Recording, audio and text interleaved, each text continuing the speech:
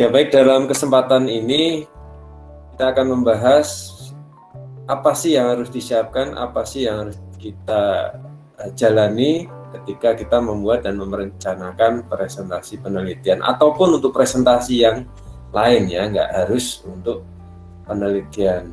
Nah, tahapannya yaitu Anda harus merancang isinya, terutama bagian presentasi ilmiah ya, atau kalau Anda nanti skripsi, ya ini presentasi untuk skripsi.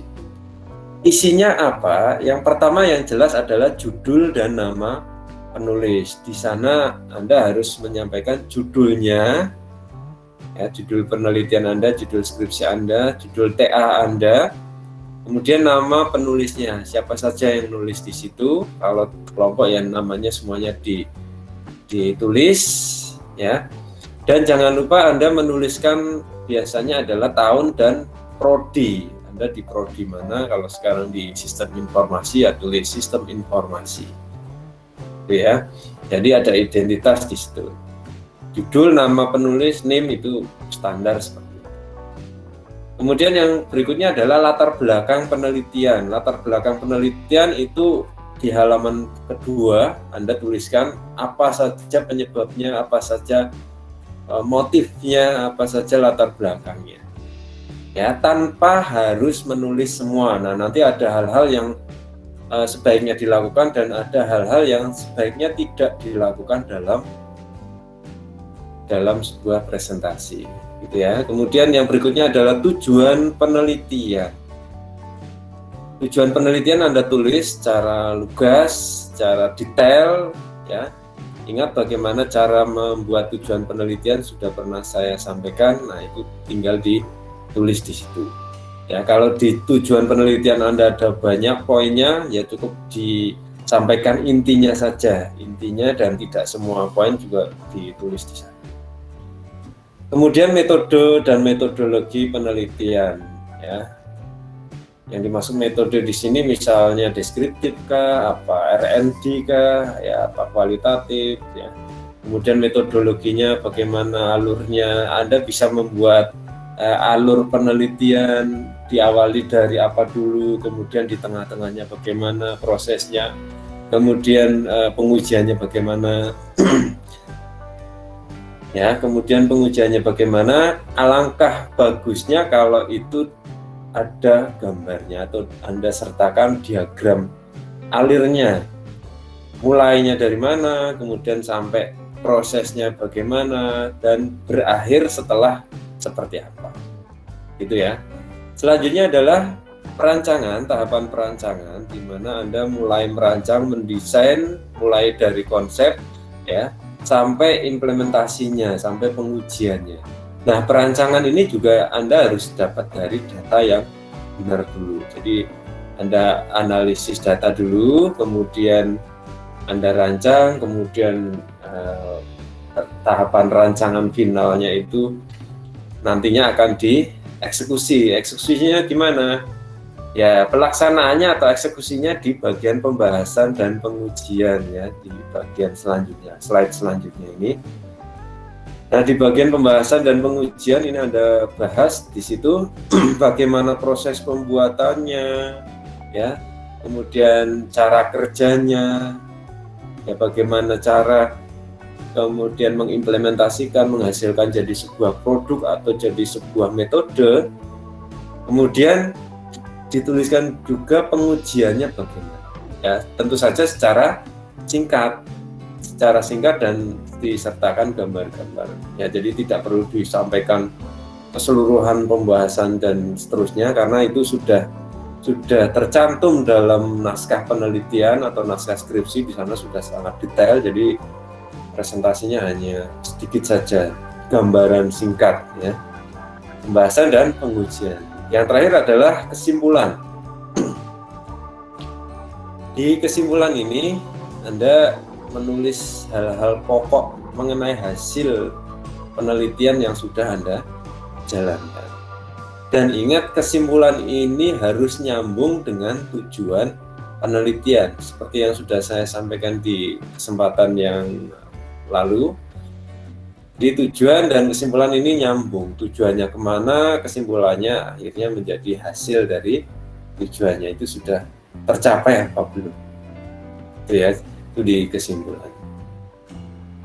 Jadi itu isi presentasi ilmiah atau skripsi ataupun TA yang bisa Anda buat nanti. Nah, apa saja yang seharusnya ada dalam presentasi ya. Jadi dalam presentasi itu Anda sebaiknya membuat hal-hal seperti yang saya sampaikan berikut ini, yaitu sederhana. Jadi Anda menyederhanakan dari skripsi atau penelitian yang jumlah halamannya sekian banyak, puluhan halaman, disingkat, disederhanakan. Kemudian buat cover, buat template, buat theme ya yang menarik perhatian. Ya, jangan kemudian putih polos ya. Ya, saya ini putih polos tapi ada aksennya, ada garnisnya. Itu enggak polos lagi sekarang ya.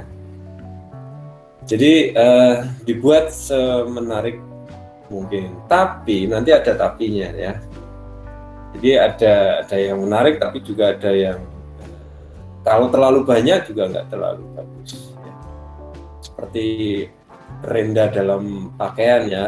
Renda itu ya hanya garnish saja. Bros itu juga pemanis. Kemudian ada topping ya, topping dalam makanan, garnish itu juga pemanis saja. Kalau terlalu banyak brosnya tempel di pakaian juga nggak bagus. Renda-rendanya terlalu banyak melingkar seluruh badan juga nggak bagus. Ya, topping di makanan, di es krim kalau terlalu banyak mesesnya, terlalu banyak coklatnya juga akan menutupi inti dari makanan tersebut. Nah itulah ya. Jadi hanya pemanis saja.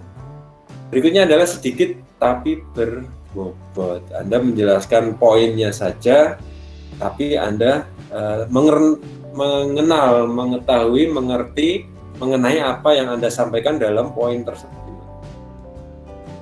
Ya. Kemudian satu slide, satu pesan yang disampaikan. Ya, jadi seperti yang urut-urutan yang sudah saya sampaikan di depan tadi. Slide pertama apa? Pembahasan, ya, pembahasan kemudian taruh lagi tujuan. Jadi jangan dicampur ya, satu pembahasan bawahnya tujuan, jangan. Jadi pisahkan dalam slide yang berbeda. Selanjutnya alurnya teratur, jadi dari awal sampai akhir ya, ada alurnya teratur urut ya, jangan kemudian mulai presentasi judul kemudian langsung kesimpulan ya, kemudian halaman ketiganya latar belakang, ini kebolak. Jadi alurnya harus urut. Nah, kalau bisa Anda tambahkan smart art itu ya seperti icon-icon seperti tanda bintang, centang ya, ini seperti smart art yang saya contohkan di sini, ada smart art. Kemudian tambah gambar yang memancing rasa ingin tahu ya. Meskipun gambarnya sudah pernah dilihat, sudah sering kelihatan, tapi kalau ada dalam presentasi minimal ada titik ya di mana audiens ya, penonton misalnya atau teman Anda yang nonton ataupun dosen penguji nanti yang menguji itu terpaku pada gambar itu ya, minimal tidak mengalihkan perhatiannya ke hal yang lain ya, karena macam-macam ya aktivitasnya, ada yang bawa HP kemudian baca WhatsApp, itu kan sekarang sudah menjadi hal yang wajar ya. Jadi kalau Anda punya gambar, punya sebuah ilustrasi yang menarik, syukur-syukur Anda gambar sendiri dan Anda buat sendiri dan itu menarik dan sesuai dengan konteks penelitian Anda, sesuai dengan isinya. Kemudian juga terdapat kesimpulan. Nah, ini yang paling penting karena di situ mencantumkan hasil dari penelitian Anda ya. Tadi sudah saya sampaikan di depan ya. Jadi ada kesimpulan dari keseluruhan presentasi yang Anda lakukan, penelitian yang Anda jalani, hasilnya apa? Kesimpulannya bagaimana? Itu kan hal terakhir yang ingin diketahui oleh audiens ya, baik itu penguji maupun audiens maupun teman Anda, mungkin calon investor dan seterusnya. Kesimpulannya apa? ya. Nah, kemudian yang seharusnya tidak ada. Nah, ini paling sering dilakukan, ya. Dan masih ada ini. Saya juga heran, masih ada mahasiswa yang melakukan hal-hal ini di akhir semester bahkan ya. Ya, akhir semester yang namanya presentasi kan sudah sering ya. Sudah sering Anda lakukan, tapi tetap dia lakukan, artinya dia nggak memperhatikan. Ya, ilmunya nggak masuk dalam otaknya dia. Yang seharusnya nggak ada itu ya, misalnya contohnya tulisannya warnanya merah atau kuning. Ya, merah itu kalau dalam presentasi, apalagi teksnya, kalau sekedar icon seperti tanda silang ini memang smart art ya. Tulisannya warnanya merah ini kan tanda yang sangat tegas bahwa dia marah ya, suasana marah itu. Dan juga kuning, yang namanya teks berwarna kuning itu kalau kita baca agak susah ya. Di handphone pun juga kita kalau baca tulisan kuning ya, teksnya kuning sementara backgroundnya putih, ini kita juga agak kesulitan dalam membaca. Apalagi kalau tulisannya kecil-kecil ya, dan tidak memperhatikan kontras ya. Contohnya ini ya, tadi ada di gambar tengah ini ya, gambarnya kucing ya, bagus, tapi tulisannya warnanya biru dan kita bacanya bisa tapi susah. Dan akhirnya jadi konsentrasinya terpecah karena kita berusaha untuk membaca tulisannya itu dan kesulitan. Akhirnya sudah ilmu yang lain ya, masalah yang lain yang seharusnya kita perhatikan jadi terdistorsi, rusak suasananya ya. Jadi hindari ya tulisan-tulisan yang warnanya merah. Kalau merah nyeter gitu ya, kemudian kuning juga, apalagi backgroundnya merah tulisannya kuning, atau tulisannya kuning backgroundnya merah, atau kebaliknya ya, tulisannya merah background kuning. Ini juga kontras yang sangat mengganggu sekali ya. Kontras yang baik ya standar merah, hitam tulisannya backgroundnya putih, atau sebaliknya backgroundnya hitam tulisannya putih. Itu kontrasnya ya, sudah baku ya. Anda bisa mempelajari teknik kontras ya, teknik dalam komputer grafis yang sudah Anda pelajari di semester-semester yang lalu ya. Jangan sampai Anda seperti orang yang baru pertama kali pegang PowerPoint ya, semuanya dimasukkan warna-warni dan seterusnya, malah tidak. Kemudian terlalu banyak animasi. Nah, ini yang senang animasi ini biasanya yang tadi, yang baru pertama kali pegang PowerPoint. Wow, bisa gerak, bisa lompat-lompat. Oh, hurufnya satu persatu munculnya.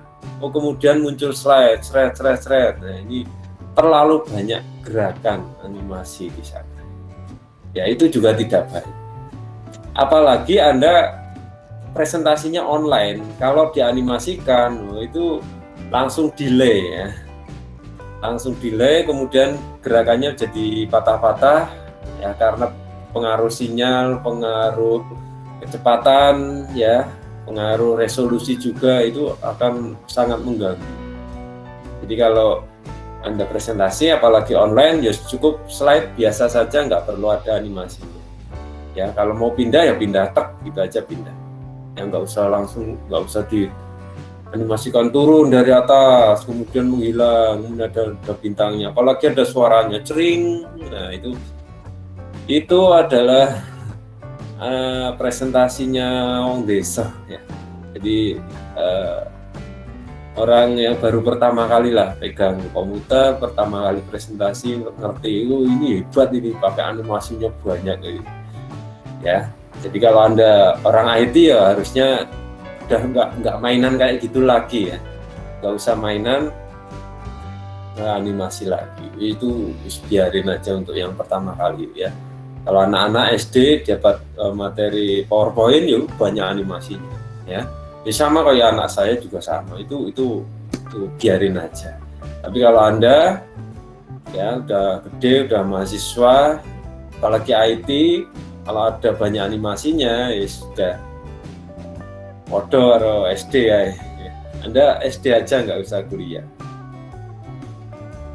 Oke, lanjutnya adalah pengulangan dalam slide. Slide-nya sama, diulang-ulang ya, atau mungkin maksudnya duplikat tapi lupa untuk diedit ya, atau pakai gambar yang sama diulang-ulang ya. Itu juga jangan sampai terjadi, seharusnya tidak terjadi. Nah, yang terakhir adalah copy paste seluruh paragraf. Ini juga sering dilakukan oleh mahasiswa. Ya, bayangkan saja mahasiswa tingkat akhir ya, copy paste paragraf latar belakang masalah biasanya di copy paste ke PowerPoint. Ya, ini sesuatu hal yang di luar akal, nggak masuk akal. Ini mahasiswa macam apa itu ya, kayak gitu ya. Ya. Mahasiswa IT cap model apa itu seperti itu. Ya, dia kan orang IT ya, paham kan PowerPoint itu tujuannya untuk apa ya. Kalau memang mau nyuruh orang untuk baca paragraf, ya kasih aja PDF-nya ya kan, selesai. Ngapain dibuatin PowerPoint? Yang namanya PowerPoint presentasi ya inti pokoknya saja. Ya, jangan sampai seperti yang ada di sebelah kanan ini, satu paragraf dimasukkan semua dalam satu slide, copy paste. Ya, itu sesuatu hal yang aneh gitulah. Apalagi ini dilakukan oleh mahasiswa komputer. Ini makin aneh lagi ini. Kayak nggak pernah sekolah ya. Jangan-jangan memang nggak pernah kuliah ya, pada waktu perkuliahan sering bolos ini. Ya, hasilnya seperti ini ya. Nanti kita akan lihat ke depannya apakah masih muncul orang-orang yang seperti ini. Ya. Jadi itu teman-teman semua yang seharusnya tidak ada dalam presentasi. Ya. Nah, kemudian sebelum presentasi, apa saja yang harus Anda lakukan? Yang pertama adalah Anda harus gali informasi tentang audiensnya dan rencana kegiatannya kapan atau jadwalnya kapan, gitu aja. Ya paling gampang kan itu. Informasi tentang audiensnya itu siapa? Oh, audiensnya itu teman-temannya. Oh, berarti presentasinya dibikin yang heboh, yang menarik, yang ada banyak memenya ya. Kemudian ada kata-kata mutiara misalnya, itu kalau audiensnya teman-temannya untuk supaya rame lah ya, supaya gayang, itu nggak apa-apa, nggak masalah karena audiensnya memang seperti itu. Tapi kalau audiensnya adalah dosen penguji misalnya, atau orang yang lebih tinggi tingkatannya, tentu saja kegiatan yang seperti itu udah nggak bisa lagi diterima ya. Ada meme, ada kata-kata motivasi ya, kejarlah cita-citamu setinggi langit. Oh, sama rektor kok dikasih kejarlah cita-citamu setinggi langit, ya kan nggak masuk ya. Kalau untuk anak kecil ya, anak-anak SMP SMA ya silakan kejarlah cita-citamu ya, bawalah daku kemana kau pergi. Itu untuk audiens yang teman-temannya. Tapi kalau untuk penguji ya itu tentu saja harus beda ya, tentu harus lebih serius Anda dalam membuat slide-nya. Kemudian tujuan presentasi untuk apa? Apakah untuk marketing? Nah, kalau marketing berarti harus ada datanya, harus dengan warna-warna yang menarik, harus dengan pencitraan yang sangat bagus ya. Itu tujuannya untuk apa? Kalau tujuannya untuk supaya nilainya bagus, ya tentu saja Anda harus tahu apa saja poin penilaian yang dinilai nanti ya. Anda pakai presentasi model animasi misalnya, tapi kalau tidak ada unsur penilaian di animasi lah ngapain pakai animasi segala ya. Tujuannya untuk apa presentasinya? Apakah untuk sekedar mencari nilai, atau untuk marketing, atau untuk memaparkan ide supaya menang di penjurian? Itu beda-beda. Sesuaikan ya, kalau untuk penilaian ya cari dulu penilaiannya di bagian mana saja. Berikutnya adalah menguasai dan menyusun materi presentasi dengan baik. Ya, Anda tentu saja harus ngerti ya. Anda nggak perlu hafal, tapi ngerti, oh bab 3 itu isinya ini, bab 1 ini di sini. Tujuan itu setelah batasan, kemudian tujuan misalnya. Setelah itu kesimpulan itu di paling terakhir, nah itu artinya Anda menguasai. Jadi meskipun Anda nggak hafal isinya, nggak hafal halamannya, tapi tahu posisinya, itu sebuah langkah yang bagus. Ya. Jangan sampai Anda ditanya tujuan penelitiannya apa, Mas? Tujuan penelitian, sebentar Pak, saya cari. Dia nyarinya di belakang. Nah, ini udah ketahuan, ini nggak menguasai materi, ya. Yang namanya tujuan kan di depan. Jadi itu menguasai dan susun materi dengan baik. Kemudian buat slide presentasi dengan menarik. Caranya tadi sudah saya sampaikan di depan, apa saja yang bisa Anda lakukan, apa saja yang tidak boleh Anda lakukan. Ya. Selanjutnya adalah menyiapkan peralatan presentasi. Tentu saja kalau Anda presentasi, ya minimal Anda menggunakan laptop, kemudian softwarenya PowerPoint, kemudian kalau Anda butuh proyektor, pakai proyektor. Kalau di ruang pendadaran itu harus pakai monitor, ya tentu saja Anda harus tahu cara menyambungkannya ke monitor. Ada konverternya, ada HDMI-nya misalnya. Kalau Anda masih pakai VGA, ya port VGA, lah berarti Anda harus cari konverternya, ya. Jadi siapkan peralatannya, dan tentu saja yang paling penting adalah ini, Anda harus siap ketika diuji mengenai bagaimana cara pembuatannya, ya. Jangan sampai Anda menggunakan komputer yang berbeda dengan yang Anda pakai ketika membuat program atau membuat aplikasi. Ya, Anda menggunakan komputer PC misalnya. PC di rumah untuk membuat aplikasi menggunakan Unity. Nah, itu kan kuat ya PC ya. Kemudian Anda presentasinya pakai laptop. Laptopnya pinjem misalnya. Supaya gampang, supaya ringan, supaya enak, mudah ditenteng, Anda pinjam laptop untuk presentasi. Nah, ketika diminta waktunya untuk demo, tolong saya minta demo untuk pembuatan programnya. Nah, ketika diminta demo, Anda harus mampu menunjukkan caranya begini Pak, langkahnya begini, filenya diimport dari sini, kemudian di-compile, kemudian panggil asetnya, dan seterusnya, ya. Kalau Anda tidak bisa melakukan itu dengan alasan apapun, mohon maaf Pak, ini saya nggak bisa presentasikan karena laptopnya pinjem Pak, karena dengan alasan memelas lainnya, artinya nilai Anda nggak muncul di situ. Mau pakai alasan apa? Kan yang diminta demo. Kemudian Anda menjawab dengan memelas, dengan wajah yang aduhai, ya itu kan sesuatu teknik yang basi itu ya, dan itu akhirnya tidak muncul nilainya. Yang harusnya nilainya dapat 3,5 misalnya, jadi cuma dapat setengah. Yang 3-nya karena nggak ada demo program, ya sudah nggak bisa diberi penilaian dengan alasan apapun, ya. Karena harus bisa membuktikan, ya namanya Anda membuat kan, saya bisa buat Pak, tapi ya coba buktikan, bisa nggak? Nggak bisa Pak, harus pakai itu Pak, ya berarti nggak bisa, karena yang dibutuhkan adalah pada saat pengujian itu harus disiapkan peralatannya. Itu ya, terutama kalau sekarang ya, kalau laptop, kemudian yang paling penting sekarang adalah jaringan dan kelistrikan. Nah, ini yang menjadi alasan sekarang, ya. Alasannya karena jaringannya nggak support Pak, karena sinyalnya nggak bagus Pak, karena komputernya minjem Pak. Nah, itu alasan lagi. Ya, artinya apa? Tidak menyiapkan, padahal waktu persiapannya itu panjang. Ya, waktu persiapan yang panjang itu harus Anda maksimalkan untuk bisa tampil maksimal pada waktu itu saja.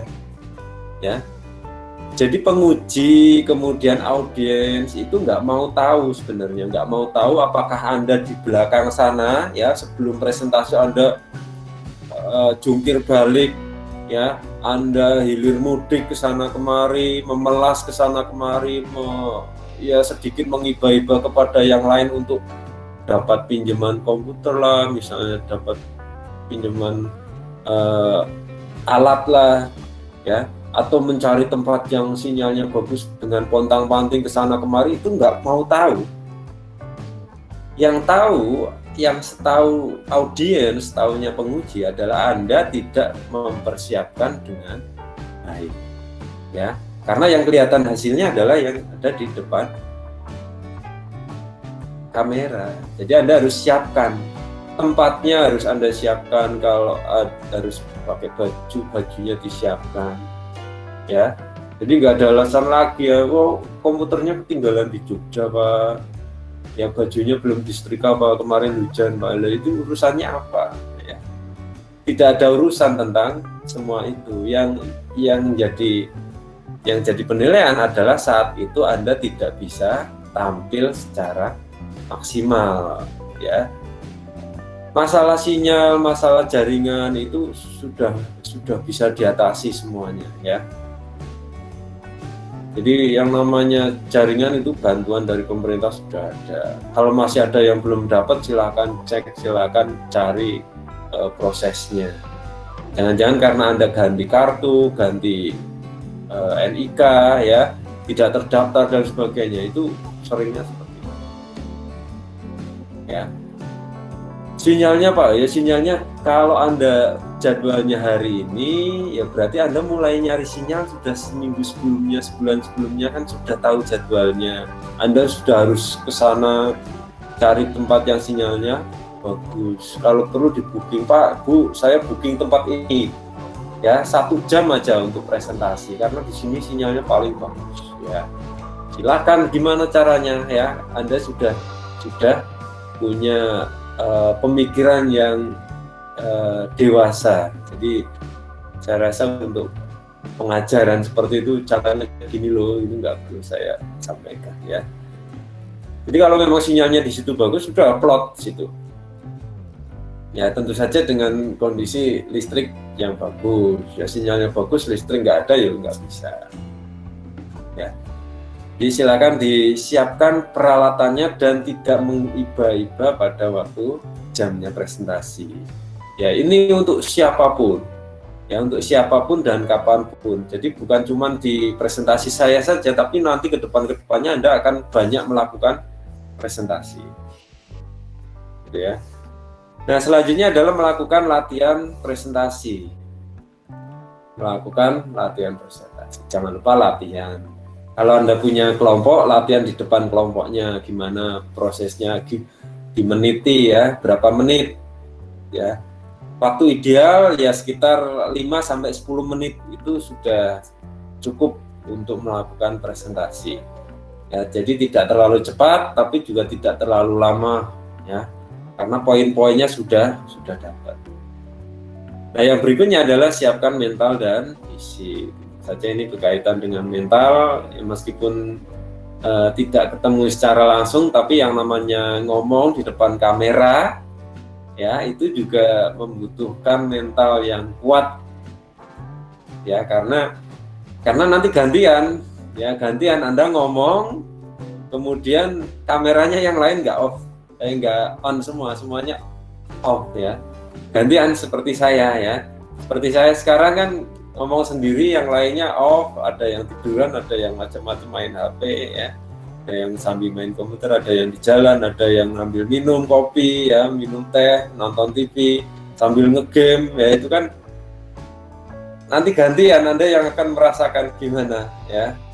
Jadi mental dan fisiknya harus dijaga, ya. Kemudian fisiknya juga harus dijaga. Kaitannya dengan pandemi ini tentu saja harus menjaga kesehatan, ya. Selain jaga kesehatan Anda sendiri, tapi juga menjaga kesehatan orang lain. Tolong ya yang lain dijaga lah. Kalaupun Anda merasa dirinya kuat, ya, Anda merasa hebat, sakti, ya, mandraguna, ampuh, silakan saja. Tapi Anda juga harus memperhatikan orang lain dengan tetap menggunakan masker. Ya, Anda bantu orang lain supaya tetap sehat juga, karena itu menjadi hal yang sangat penting, kesehatan itu di masa sekarang maupun di masa yang akan datang.